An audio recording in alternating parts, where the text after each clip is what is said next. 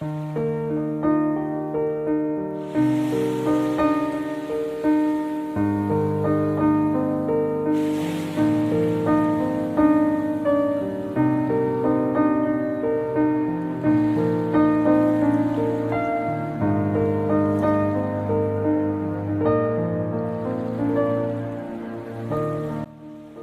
તો અંતરની વાત જાણે છે આઈ, તને કાંઈ કહેવું પડે નહીં કાંઈ. તું તો અંતરની વાત જાણે છે આઈ, તને કાંઈ કહેવું પડે નહીં કાંઈ. તને કાંઈ કહેવું પડે નહીં કાંઈ. પતિ તારી નજરે આ કિતાબો ઘાડી, નમો મંગલારૂપ મંગલમાં. નમો મંગલારૂપ શક્તિમાં, નમો મંગલારૂપ આશાપુરા. નમસ્કાર મિત્રો, આપને થતું હશે કે આ વેશભૂષા અને વાણી ક્યાંય સુસંગત નથી, તો સૌથી પહેલાં હું મારો પરિચય આપી દઉં. હું ડૉક્ટર મેહુલસિંહ વિક્રમસિંહ ઝાલા આશરે છેલ્લા 9 વર્ષથી ભુજ કચ્છ ખાતે હરસમસા ભગંદર જેવા મળમાગના રોગો ઉપર આયુર્વેદિક ક્ષારસૂત્ર ચિકિત્સાની પ્રેક્ટિસ કરું છું. અષ્ટાંગ આયુર્વેદ એટલે કે કાય બાલ ગ્રહ ઉર્ધ્વાંગ શલ્ય દ્રષ્ટા જરા વૃષાંગ, આયુર્વેદના 8 અંગોમાંથી શલ્ય ચિકિત્સા, જેને આધુનિક વિજ્ઞાનમાં સર્જરી કહે છે, એનો જ આ એક ભાગ છે. ભુજ કચ્છ. કચ્છ એટલે કે ભારતની સૌથી પશ્ચિમમાં આવેલો જિલ્લો અને છેલ્લા કેટલાય સમયથી કુદરતની ઘણી જ બધી થપાટો ખાધેલો પ્રદેશ. એ પછી કંડલાની મહા હોનારત હોય, મહાવિનાશકારી ભૂકંપ હોય, દુષ્કાળ હોય કે અતિવૃષ્ટિ હોય, આ બધી જ પરિસ્થિતિઓમાંથી આપણે સૌ કચ્છી માળુઓને જો કોઈએ સુખરૂપ અને સારી રીતે પાર પાડ્યા હોય તો એ આપણા કચ્છની ચતુર્દિશામાં આવેલી આપણી માતાજીઓ, માં મોગલ, માં રવેચી, માં શક્તિ અને આઈ આશાપુરા. મિત્રો, એટલે જ મેં આજની મારી વાતની શરૂઆત માતાજીને પ્રાર્થના રૂપે કરી કે હે માં, તમે તો સૌની મનોવ્યથા જાણો છો. તમને સૌ જ બધી જ ખબર છે કે હાલમાં અમારા મનમાં શું ચાલી રહ્યું છે. તો જેમ કચ્છને તમે અગાઉ બધી જ પરિસ્થિતિઓમાંથી ઉગારી લીધું છે, એમ આખા દેશને અને આખા સૃષ્ટિને કલ્યાણરૂપી આશીર્વાદ આપો માં. આજની વાત આપની સમક્ષ મૂકવા માટે મારી પાસે મુખ્ય 2 મુદ્દાઓ છે. સૌથી પહેલું કે ઘણા સમયથી કેટલા મેસેજીસ વોટ્સઅપમાં ફરતા હતા, સોશિયલ મીડિયામાં ફરતા હતા કે આ પરિસ્થિતિમાં આયુર્વેદ શું કરી શકે. તો એના જવાબ રૂપે અત્યારે આયુષ મિનિસ્ટ્રીએ આખી ગાઈડલાઈન બહાર પાડી છે અને એના ભાગરૂપે જે ઔષધોનું વર્ણન કરેલું છે, લોકો એને લેતા પણ હોય છે અને પોતાના સ્વાસ્થ્ય માટે દરકાર પણ થયા છે લોકો. પણ ઘણા લોકો અતિ માત્રામાં અને વારંવાર ઔષધો લેવાના કારણે જે પરિસ્થિતિ ઊભી થતી હોય છે, એ ઘણી વખત એસએમએસથી કે ફોનથી અમને પૂછતા હોય. એના કારણે આ વાત અથવા આ વિડીયો મૂકવાનું આજનું અમારું કારણ છે. તો સૌથી પહેલાં હું જણાવી દઉં કે અત્યારે મારા તરફથી આપેલું કોઈ પણ નિવેદન જે છે એ જ માત્ર સંપૂર્ણ આયુર્વેદ છે એવું ના સમજતા મિત્રો. આયુર્વેદ તો વિશાળ દરિયો છે, એમાંથી હું નાનકડા બિંદુ સમાન વાત આપની સમક્ષ મૂકવાનો છું. તો માનનીય શ્રી નરેન્દ્રભાઈ મોદી, આપણા વડાપ્રધાન સાહેબ શ્રીએ પણ આયુષ ગાઈડલાઇનની વાત કરી કે જે ઇમ્યુનિટી બૂસ્ટર માટે કામ કરે છે. એના અમુક મુદ્દાઓ આપની સમક્ષ મૂકું તો સૌથી પહેલાં દિવસમાં 2 વખત ચોખ્ખા ઘી, તલનું તેલ અથવા સરસવના તેલના 2 ટીપા નાકમાં નાખવા જોઈએ. જો ટીપા નથી નાખતા તો આંગળી બોળી અને આ રીતે લગાડી દેવું. એનાથી કેવું થતું હોય છે કે નાકની અંદરની જે એપિથેલિયલ લેયર છે એના ઉપર એક આખું ચીકણું આવરણ થઈ જતું હોય છે, જેથી કોઈ પણ પ્રકારની રજકણ કે પછી વાયરસ કે બેક્ટેરિયા આપણા ઇનર સિસ્ટમમાં નથી જઈ શકતો. આયુર્વેદમાં ઘણી ચિકિત્સાઓ વર્ણવેલી છે, એમાંથી નશ્ય પણ એક ચિકિત્સા છે અને આ જે મેં તમને કહ્યું એ પ્રતિમર્શ નશ્યનો જ એક ભાગ છે.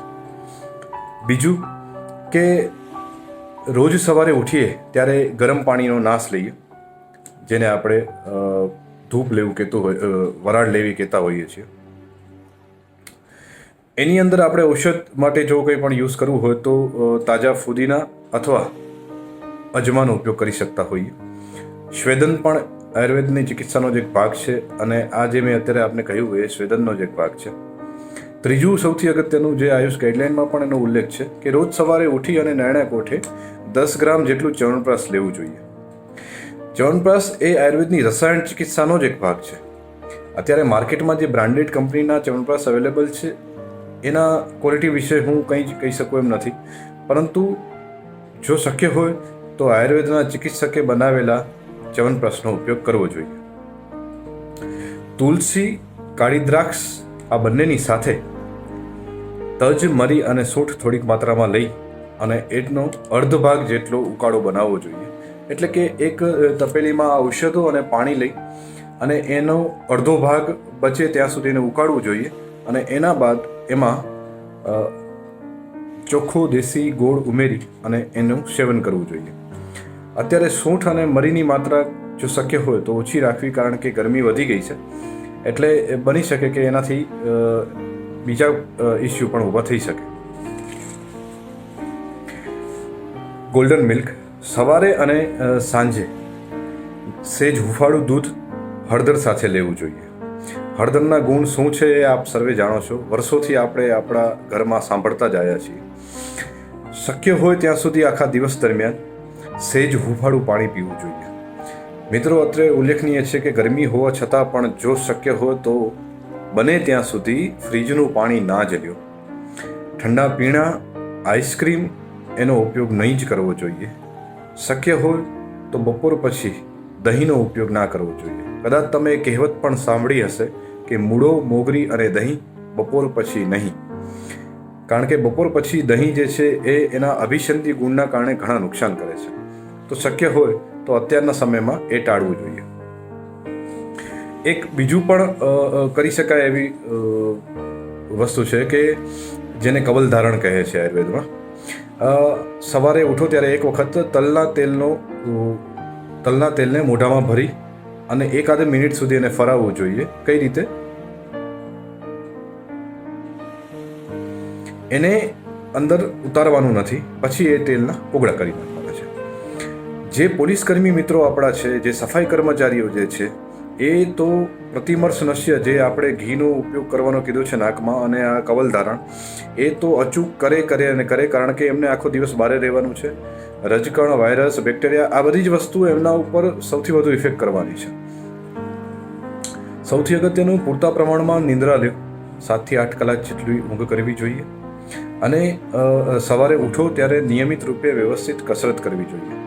જો કસરતમાં બીજું કશું જ ના કરો તો સૂર્ય નમસ્કાર અચૂક કરવા જોઈએ, અને એ બાને સૂર્યનો હૂંફાળો અને કુમળો તડકો આપણે સેવન કરવું જોઈએ. આ સમયમાં પ્રાણાયામ અને યોગ એનું પણ એક આગવું મહત્ત્વ છે. બેઝિક જે યોગના આસનો છે અને પ્રાણાયામની પદ્ધતિઓ છે એનો ઉપયોગ કરવો જોઈએ. મિત્રો, જેમ ઔષધમાં નિષેધ હોય છે કે વય અને પરિસ્થિતિ પ્રમાણે અમુક ઔષધો અમુક લોકોએ ના લેવાના હોય, એ જ રીતે યોગ અને પ્રાણાયામમાં પણ ઋતુ અને ઉંમર પ્રમાણે અને તમારા શરીરની પરિસ્થિતિ પ્રમાણે અને બળ પ્રમાણે અમુક આસનો અને પ્રાણાયામ નિષેધ હોય છે. તો એનું ચોક્કસથી ધ્યાન રાખીએ. શક્ય હોય ત્યાં સુધી યોગ્ય યોગ શિક્ષકના માર્ગદર્શન હેઠળ તે યોગને આપણે અપનાવવું જોઈએ. બેઝિક વસ્તુઓ આપણે કરી શકીએ, પણ ટીવીના પ્રોગ્રામમાં જોઈ અને આડેધડ યોગ પ્રાણાયામ ના કરવા જોઈએ. આટલી નાની નાની વસ્તુઓ સાહેબ આપણે આપણા દૈનિક જીવનમાં ઉમેરી શકીએ એમ છીએ. પણ સૌથી અગત્યનું છે કે ખાસ ધ્યાન રાખવા જેવું છે કે આયુર્વેદનું કોઈ પણ ઔષધ તમે લ્યો છો તો એ આયુર્વેદના તબીબની સલાહ લઈને જ લેવું જોઈએ. કારણ કે કોઈ પણ ઔષધ જે છે એ પોતાના રસ, ગુણ, વીર્ય, વિપાક અને પ્રભાવથી કામ કરતું હોય છે. જ્યારે વ્યક્તિ ઉપર એની શું અસર થશે એનો જે આધાર જે છે એ વ્યક્તિની પ્રકૃતિ, જે તમે કદાચ સાંભળી હશે કે વાત, પિત્ત, કફ આદિ શારીરિક અને સત્વ, રજ, તમ આદિ માનસિક પ્રકૃતિ, દેશ એટલે કે વ્યક્તિ પોતે કયા પ્રદેશમાં રહે છે અને એ ઔષધ જે છે એ કયા પ્રદેશમાં ઉગેલું છે. એ સત્વ એટલે કે પ્રવર, અવર આદિ સત્વ, જેને આપણે સામાન્ય ભાષામાં સમજવું હોય તો ટોલરન્સ. કાલ એટલે કે સમય, કઈ ઋતુ ચાલી રહી છે એનો પણ ઔષધની વ્યક્તિ ઉપર શું અસર થશે એ પણ એટલું અગત્યનું જ છે. દિવસ અને રાત્રિમાં પણ ફરક રહેતો હોય છે કે ઔષધ કેટલી અસર કરશે. સાતમ્ય એટલે કે તમારી બોડીનું એક્સેપ્ટન્સ, કે કોઈ પણ ઔષધને એ કેટલું સ્વીકારે છે. વય, કોઈ પણ વ્યક્તિ જે છે એની ઉંમર કેટલી છે એ પણ એટલી મહત્ત્વની જ છે. બલ એટલે કે તમારા શરીરની ક્ષમતા, શારીરિક શક્તિ, કે જે ઉંમર અને કોઈ પણ રોગની પરિસ્થિતિ ઉપર આધારિત છે. ટૂંકમાં મિત્રો, આપણે ક્યારે એવું ન સમજવું જોઈએ કે આ આયુર્વેદની દવા છે શું નુકસાન કરશે. એવું નથી હોતું. કોઈ પણ શાસ્ત્ર જે છે, કોઈ પણ ચિકિત્સા શાસ્ત્ર છે એ એના નિષ્ણાંતની અપેક્ષા રાખતું હોય છે. એ જ રીતે દરેક ઔષધ જે છે એ આયુર્વેદના નિષ્ણાંત તબીબની સલાહ લઈને જ લેવું જોઈએ. તમને જાણીને નવાઈ લાગશે કે ભુજ અને કચ્છના વિવિધ પ્રદેશો, જેટલા સિટીઝ છે એમાં લગભગ આયુર્વેદ પ્રેક્ટિસ કરનારા તબીબો આપને જોવા મળશે જ. ભુજમાં અને પૂર્વ કચ્છમાં પણ આખું આયુર્વેદનું એક એસોસિએશન છે અને એમાં એનું લિસ્ટ જે છે એ આપને દર વર્ષે દિવ્ય ભાસ્કરની જે ડિરેક્ટરી, મેડિકલ ડિરેક્ટરી બહાર પાડે છે એમાં મળી રહેશે. તદુપરાંત અત્યારે સરકારની જે આયુર્વેદ શાખા જે છે જિલ્લા પંચાયતની, એના હેઠળની કચ્છમાં આવેલી લગભગ 20થી વધારે આયુર્વેદિક ડિસ્પેન્સરીઓ અને ભુજની મુખ્ય આયુર્વેદ હોસ્પિટલ, હાલની પરિસ્થિતિમાં ત્યાંના ડૉક્ટરો અડીખમ કામ કરી રહ્યા છે અને ઇમ્યુનિટી ડેવલપમેન્ટ માટેના જે આયુષની ગાઈડલાઇન છે એને ફોલો કરાવવા માટે વિવિધ ક્ષેત્રે એ લોકો અત્યારે પોતાનું યોગદાન આપી રહ્યા છે.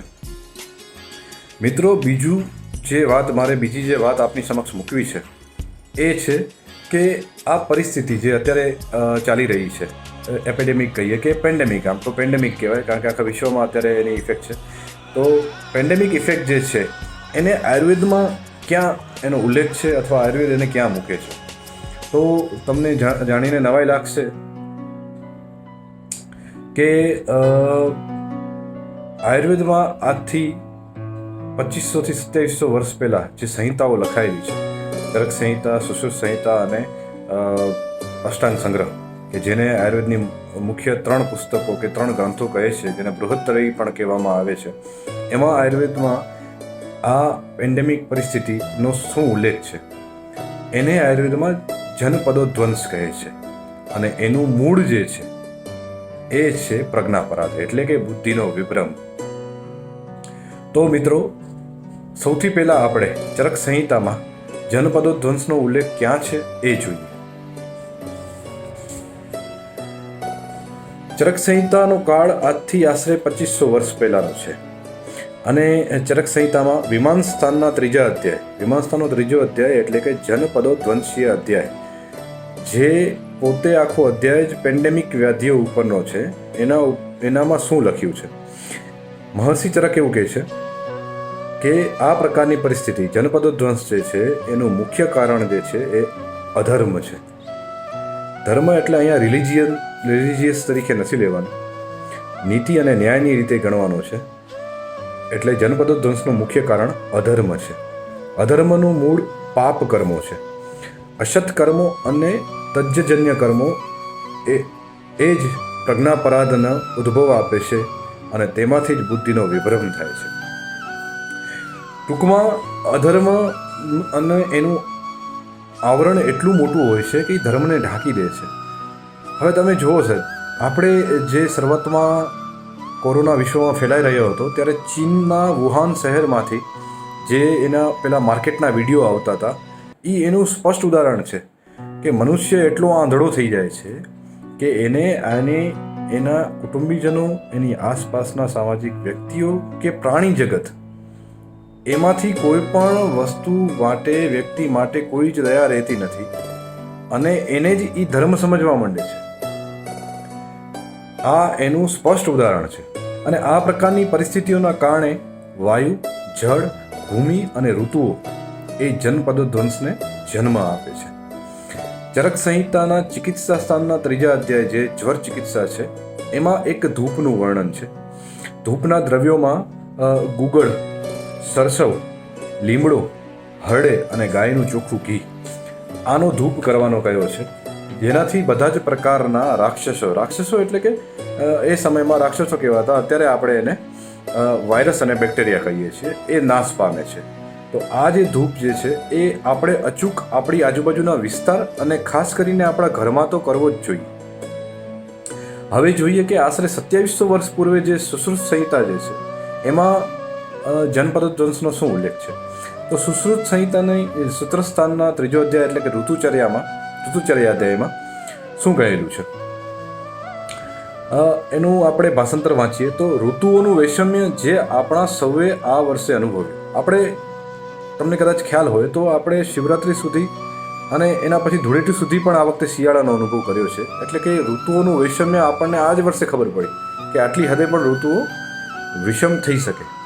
પશુ, પક્ષી, જીવ, કીટક આદિના અભિશાપ. ફરીથી એ જ વિડીયો ઉપર આવીએ આપણે. રાક્ષસ અર્થાત વાયરસ કે બેક્ટેરિયા.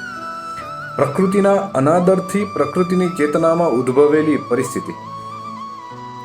આ આખી પ્રકૃતિ એ એક ચેતના રૂપે સજીવ વસ્તુ છે અને આપણે જે મનુષ્યો એનો અનાદર કરીએ છીએ એના કારણે જે પ્રકૃતિમાં ઉદ્ભવેલી પરિસ્થિતિ છે, એની ચેતનામાં ઉદ્ભવેલી પરિસ્થિતિ છે, એના કારણે શું થતું હોય.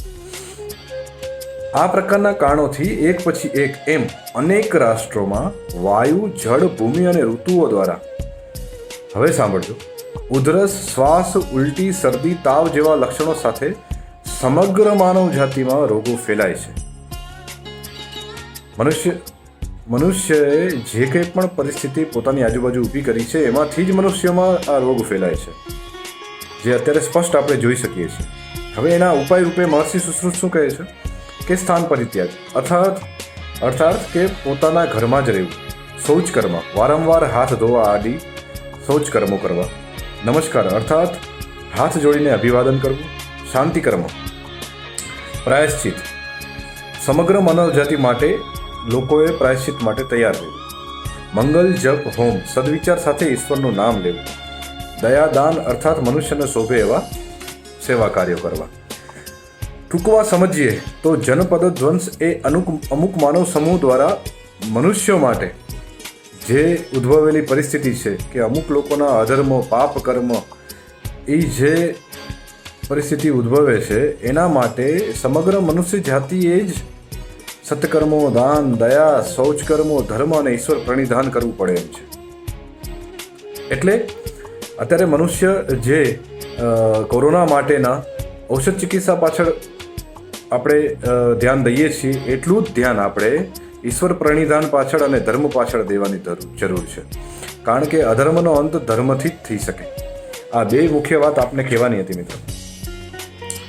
મનુષ્યએ આજથી 100 વર્ષ પહેલાં સૌથી પહેલી એન્ટીબાયોટિક પેનિસિલિનની શોધ કરી. ત્યારે એવું થયું કે લોકોને એવું માનવા માંડ્યા કે હવે મનુષ્યને કોઈ રોગ થશે જ નહીં. હવે અત્યારની પરિસ્થિતિમાં આપણે જાણીએ છીએ કે એન્ટીબાયોટિક્સ અથવા બીજી કોઈ પણ મેડિસિન્સના કારણે અત્યારની હાલની પરિસ્થિતિમાં કેટલા બધા બીજા પ્રોબ્લેમ ઊભા થયા છે અને દવાઓને કેટલું રેઝિસ્ટન્સ ઊભું થયું છે. 100 વર્ષ પહેલાં પણ મનુષ્યની ચિકિત્સા થતી અને ઔષધ ચિકિત્સાથી મનુષ્ય ઊભા થતા, આજે પણ થાય છે અને આવતીકાલે પણ થવાના જ છે. ટૂંકમાં સમજવા જેવું એટલું છે કે આજે જે કોરોના રૂપે આવ્યો છે એ ગઈકાલે સ્વાઇન ફ્લૂ રૂપે આવ્યો હતો અને એનાથી પહેલાં એ સાર્સ રૂપે આવ્યો હતો. કદાચ એ આવતીકાલે હંતા રૂપે આવશે અને એનાથી પછી પણ કોઈ બીજા નામથી આવવાનું છે. મનુષ્ય તરીકે આપણે સૌથી અગત્યનું જો કંઈ કરવાની જરૂર છે તો એ છે આપણા આહાર વિહાર, આપણી દિનચર્યા અને આપણી ઋતુચર્યા બદલાવાની. એટલે કે આપણી ફૂડ હેબિટ્સ, આપણા બિહેવિયર, આપણી ડે ટુ ડે લાઈફસ્ટાઈલ અને આપણા સિઝનલ બિહેવિયરમાં ચેન્જ લાવવાની જરૂર છે. મૂળતઃ ભારતીય તત્વચિંતન અને ભારતીય ચિકિત્સા પદ્ધતિ એવા આયુર્વેદને આપણા રૂટીન લાઈફમાં અપનાવવાની જરૂર છે. કારણ કે મિત્રો, આયુર્વેદ એક માત્ર કોઈ ચિકિત્સા વિજ્ઞાન નથી. આયુર્વેદ એ તો સાયન્સ ઓફ લાઈફ છે. ભગવાન ધન્વંતરી રૂપે આપણા સૌ મનુષ્ય જાતિને રક્ષા આપનાર અને આરોગ્ય આપનાર એ આરોગ્ય પુરુષ છે. કારણ કે ક્યાં સુધી આપણે વિવિધ વેક્સિન શોધશું એનો કોઈ અંત જ નથી. અને એ શોધ્યા પછી કેટલા લોકોની પરવડશે? કદાચ એવું પણ બને કે આવનારા સમયમાં COVID-19 જે અત્યારે ડિઝીઝ ચાલે છે એની વેક્સિન શોધાઈ પણ જશે. તો શું આપણે બધા સલામત છીએ? ભવિષ્યમાં બીજું કંઈક આવવાનું જ છે. આપણે બધાને જો કંઈ પણ જરૂર છે, એમાં ભારતીય તરીકે જો આપણે કોઈ બધાને જો જરૂર છે તો એ છે કે આપણે આપણા ઔપનિવેશિક માનસ એટલે કે કોલોનિક માઇન્ડસેટમાંથી બહાર નીકળી અને આરોગ્યને ઉપલક્ષમાં રાખી અને આયુર્વેદ તરફ ઘર વાપસી કરવાની જરૂર છે. તમને અને મને આ જે અત્યારે પરિસ્થિતિ કોરોનાના કારણે ઊભી થઈ છે એણે અવસર પ્રદાન કર્યો છે કે આપણે આટલું વિચારી શકીએ. કારણ કે આયુર્વેદનો આયામ એ માત્ર આતુરસ્ય વિકારસ્ય પ્રશમનમ સુધી નથી, એટલે કે દર્દીના રોગને મટાડવા પૂરતો જ નથી. એનાથી પહેલાં આયુર્વેદ શું કહે છે? સ્વસ્થ્ય સ્વાસ્થ્ય રક્ષણ, અર્થાત જે સ્વસ્થ વ્યક્તિ છે એના સ્વાસ્થ્યનું રક્ષણ કરવું એ આયુર્વેદના પ્રથમ ઉપલક્ષમાં છે. આરોગ્ય, અષ્ટાંગ આયુર્વેદ અને ભારતીય તત્વચિંતન ઉપર ચર્ચા થઈ શકે એટલા ઘણા મુદ્દાઓ છે, પણ આજે મારે જે મુખ્ય વાત કરવી હતી એ આટલી જ હતી. ઔષધ ચિકિત્સા જેટલું જ મંત્ર ચિકિત્સા અને ધર્મનું મહત્વ છે. અંતમાં આખા વિશ્વના કલ્યાણ માટે આરોગ્ય મંત્ર બોલી અને હું મારા વાતને વિરામ આપીશ. ઓમ સર્વે ભવન્તુ સુખીના, સર્વે સંતુ નિરામયા, સર્વે ભદ્રાણિ પશ્યન્તુ, મા કશ્ચિત દુઃખ ભાગ ભવેत्.